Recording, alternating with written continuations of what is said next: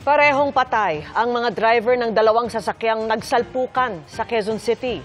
Ang nahulikam na aksidente tinutukan ni James Agustin.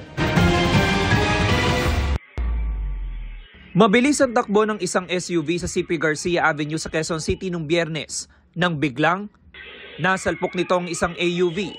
Sa isa pang anggulo ng CCTV, kita na umikot ang dalawang sasakyan sa lakas ng pagkakabangga.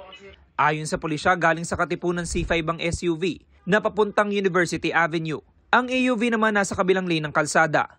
Itong ating SUV, doon sa may bandang kurbada ng CP Garcia Avenue, medyo lumagpas siya ng linya sa kurbada at natumbok niya at nagkabanggaan sila nitong AUV na kasalubong niya. Naisugot sa ospital ang dalawang lalaking driver ng mga sasakyang nasangkot sa aksidente pero parehas na binawian ng buhay.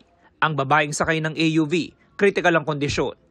Since yung parehong driver natin ay namatay, yung kanila pong criminal liability extinguished at yun pong civil ang pinag-uusapan po ng parehong partido sa ngayon.